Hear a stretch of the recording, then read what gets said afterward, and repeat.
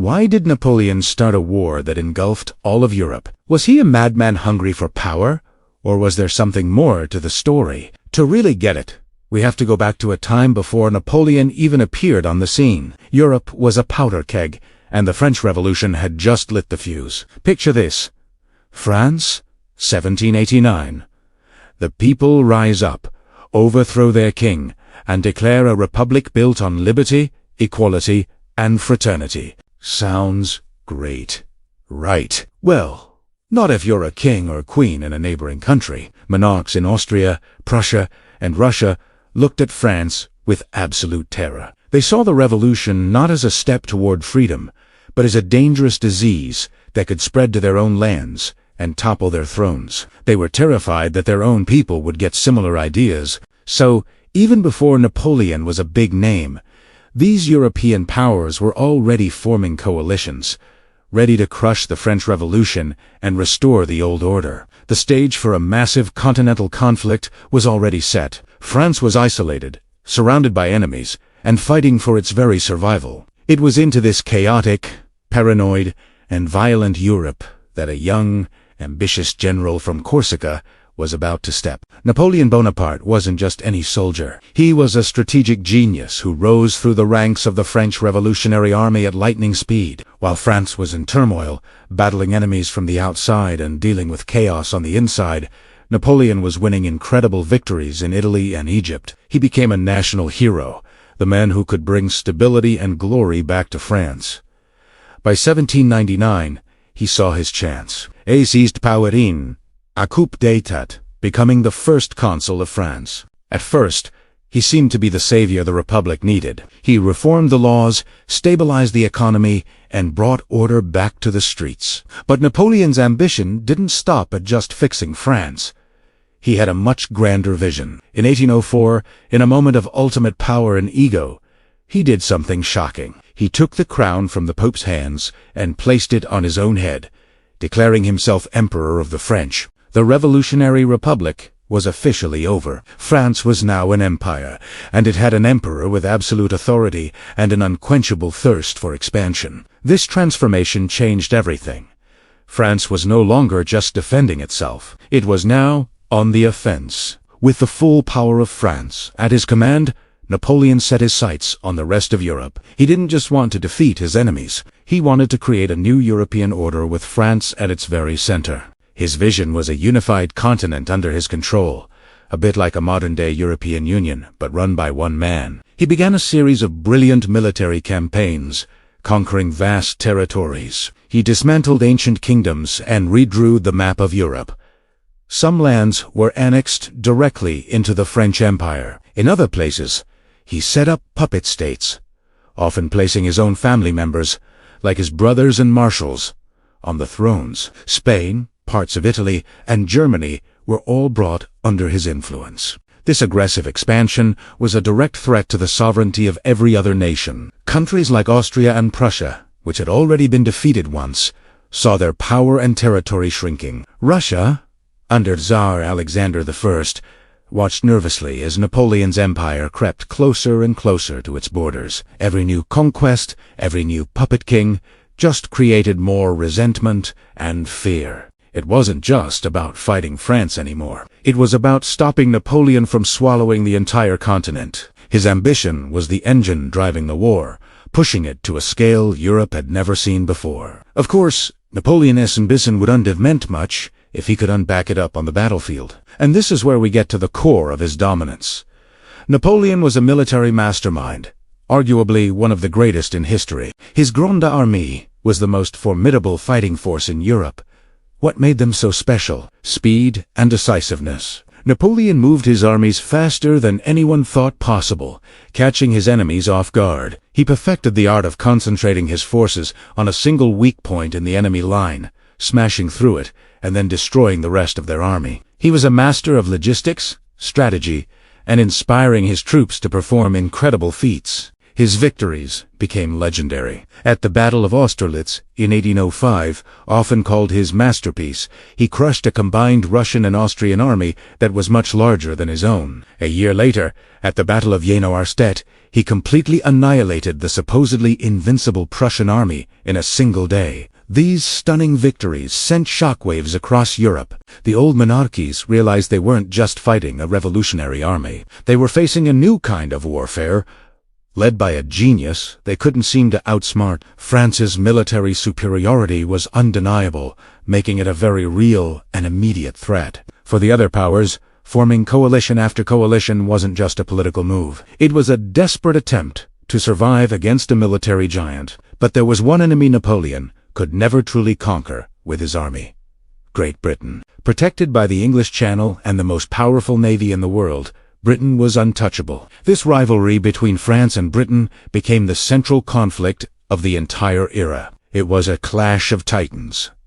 The elephant versus the whale. Napoleon controlled the land, but Britain ruled the seas. Since he couldn't invade Britain after his navy was destroyed at the Battle of Trafalgar, Napoleon decided to attack them in another way.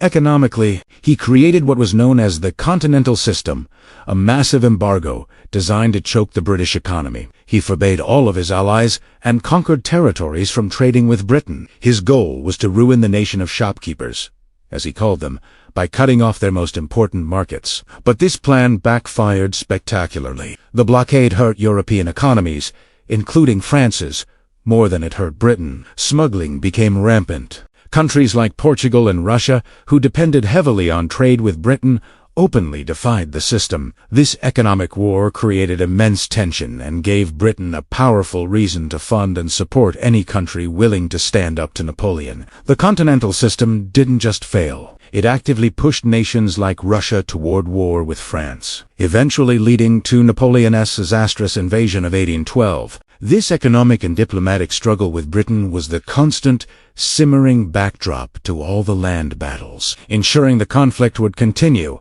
until one side was completely defeated. So, when we ask why the Napoleonic Wars happened, the answer isn't simple. It wasn't just one man's ambition. It was a perfect storm of factors. It began with the ideological clash of the French Revolution against the old monarchies of Europe.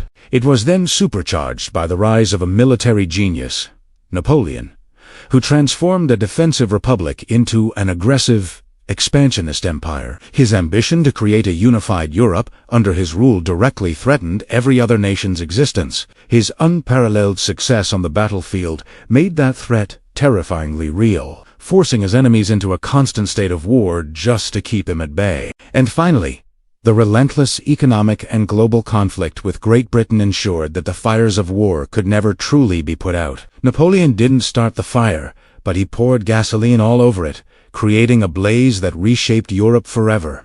Have you ever wondered why a genius like Napoleon, who seemed unbeatable, ultimately met his downfall? It wasn't just one bad decision or a single lost battle. The story of Napoleon's decline is a complex web of international politics, economic warfare, and clashing ambitions that reshaped the map of Europe. Let's dive into the 5 key reasons that brought the French emperor to his knees. First up, let's talk about the anti-French coalitions. Picture this: Europe's biggest players, Britain, Russia, Austria, and Prussia, were constantly at each other's throats, vying for power. Yet, Napoleon was such a monumental threat that he managed to do the impossible. He united them. These nations, despite their own rivalries, formed a series of alliances, or coalitions, with one single goal: stop Napoleon's relentless expansion. Each time Napoleon defeated a coalition, it was like poking a hornet's nest. The conflict didn't end. It just got bigger. More countries joined in, and the armies grew larger. These coalitions were a direct reaction to Napoleon's aggressive moves. He kept winning battles, but he was also creating a continent-wide alliance against himself. Ultimately, it was this combined, overwhelming strength of a united Europe that became the primary force, chipping away at his empire, setting the stage for his eventual collapse. Now, how did Napoleon manage to fight all these wars for so long?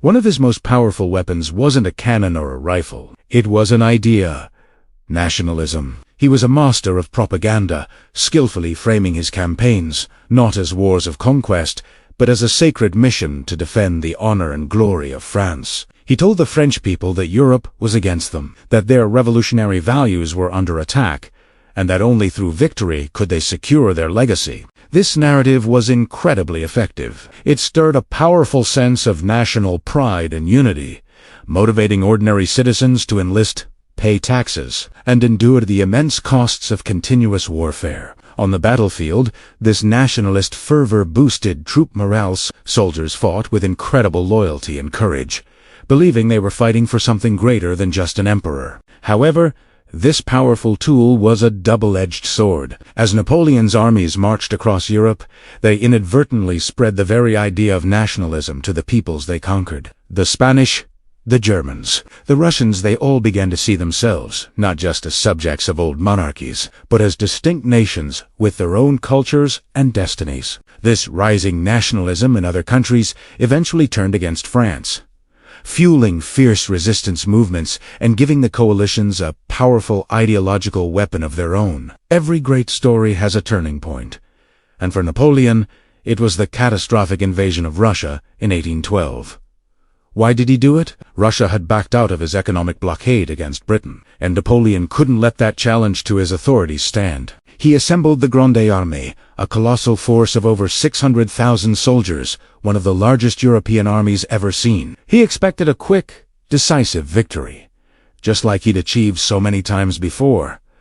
But Russia played a different game. Instead of meeting him in a massive battle, the Russian army retreated deep into their vast territory, employing a brutal, scorched-earth policy. They burned villages, destroyed crops, and poisoned wells, leaving nothing for the advancing French army to live on. Napoleon's legendary supply lines, stretched thin over 1,000 miles, completely fell apart. The French reached a deserted and burning Moscow.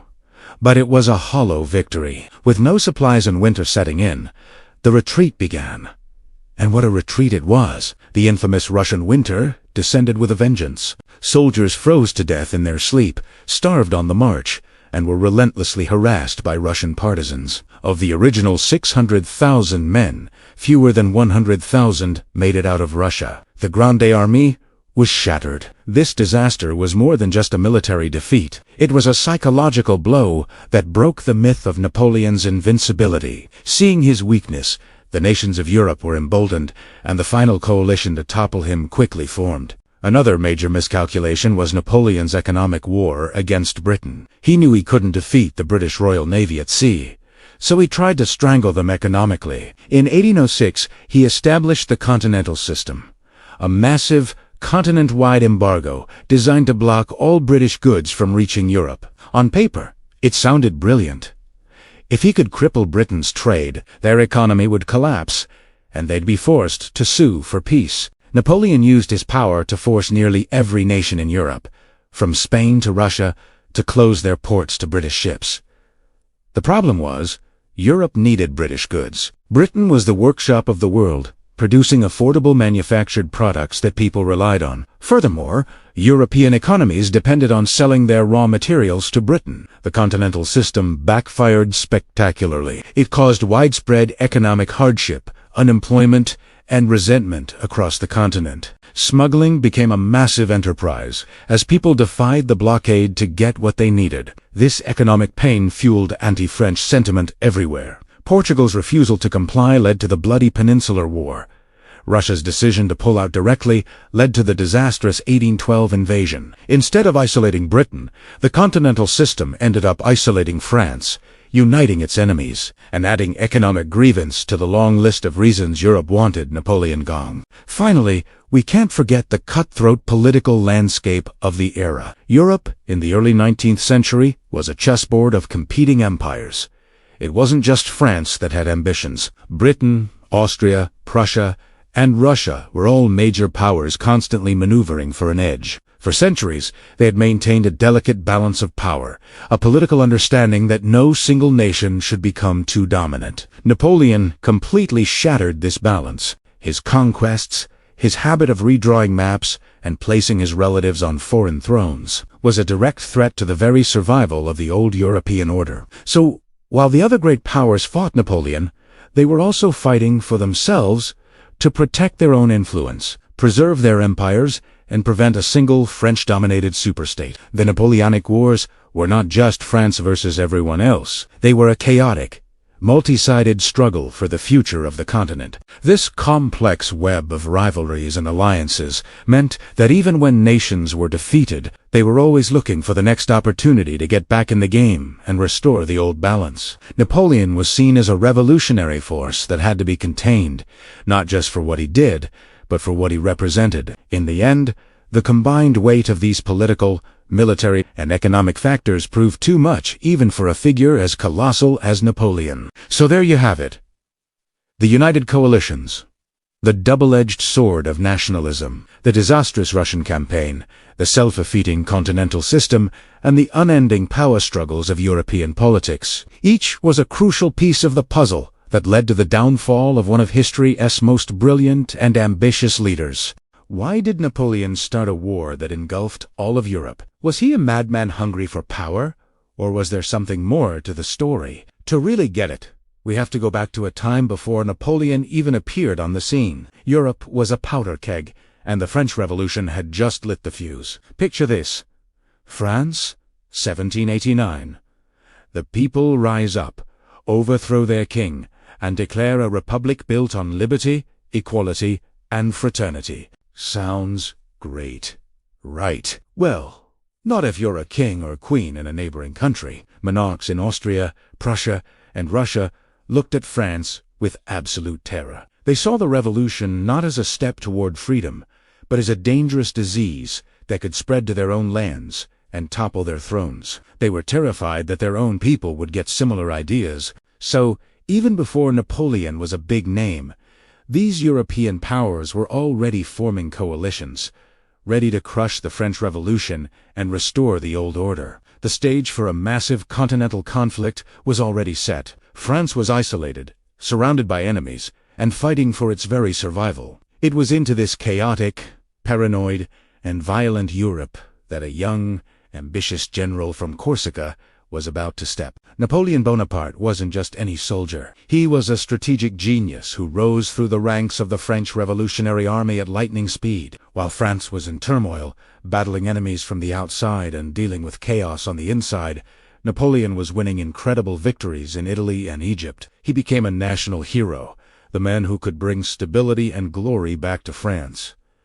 By 1799, he saw his chance. He seized power in a coup d'état, becoming the first consul of France. At first, he seemed to be the savior the Republic needed. He reformed the laws, stabilized the economy, and brought order back to the streets. But Napoleon's ambition didn't stop at just fixing France. He had a much grander vision. In 1804, in a moment of ultimate power and ego, he did something shocking. He took the crown from the Pope's hands and placed it on his own head, declaring himself Emperor of the French. The Revolutionary Republic was officially over. France was now an empire, and it had an emperor with absolute authority and an unquenchable thirst for expansion. This transformation changed everything. France was no longer just defending itself. It was now on the offense. With the full power of France at his command, Napoleon set his sights on the rest of Europe. He didn't just want to defeat his enemies. He wanted to create a new European order with France at its very center. His vision was a unified continent under his control, a bit like a modern-day European Union, but run by one man. He began a series of brilliant military campaigns, conquering vast territories. He dismantled ancient kingdoms and redrew the map of Europe. Some lands were annexed directly into the French Empire. In other places, he set up puppet states, often placing his own family members, like his brothers and marshals, on the thrones. Spain, parts of Italy, and Germany were all brought under his influence. This aggressive expansion was a direct threat to the sovereignty of every other nation. Countries like Austria and Prussia, which had already been defeated once, saw their power and territory shrinking. Russia, under Tsar Alexander I, watched nervously as Napoleon's empire crept closer and closer to its borders. Every new conquest, every new puppet king, just created more resentment and fear. It wasn't just about fighting France anymore. It was about stopping Napoleon from swallowing the entire continent. His ambition was the engine driving the war, pushing it to a scale Europe had never seen before. Of course, Napoleon's ambition wouldn't have meant much if he could unback it up on the battlefield. And this is where we get to the core of his dominance. Napoleon was a military mastermind, arguably one of the greatest in history. His Grande Armée was the most formidable fighting force in Europe.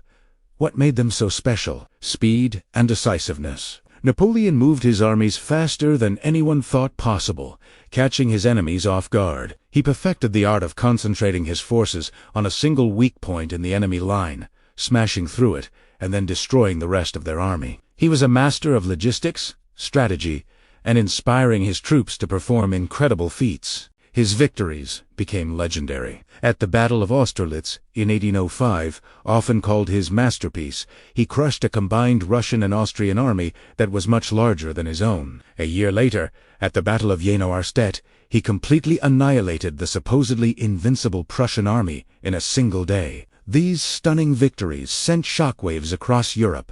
The old monarchies realized they weren't just fighting a revolutionary army. They were facing a new kind of warfare, led by a genius they couldn't seem to outsmart. France's military superiority was undeniable, making it a very real and immediate threat. For the other powers, forming coalition after coalition wasn't just a political move. It was a desperate attempt to survive against a military giant. But there was one enemy Napoleon could never truly conquer with his army: Great Britain. Protected by the English Channel and the most powerful navy in the world, Britain was untouchable. This rivalry between France and Britain became the central conflict of the entire era. It was a clash of titans. The elephant versus the whale. Napoleon controlled the land, but Britain ruled the seas. Since he couldn't invade Britain after his navy was destroyed at the Battle of Trafalgar, Napoleon decided to attack them in another way. Economically, he created what was known as the Continental System, a massive embargo designed to choke the British economy. He forbade all of his allies and conquered territories from trading with Britain. His goal was to ruin the nation of shopkeepers, as he called them, by cutting off their most important markets. But this plan backfired spectacularly. The blockade hurt European economies, including France's, more than it hurt Britain. Smuggling became rampant. Countries like Portugal and Russia, who depended heavily on trade with Britain, openly defied the system. This economic war created immense tension and gave Britain a powerful reason to fund and support any country willing to stand up to Napoleon. The Continental System didn't just fail. It actively pushed nations like Russia toward war with France, eventually leading to Napoleon's disastrous invasion of 1812. This economic and diplomatic struggle with Britain was the constant, simmering backdrop to all the land battles, ensuring the conflict would continue until one side was completely defeated. So, when we ask why the Napoleonic Wars happened, the answer isn't simple.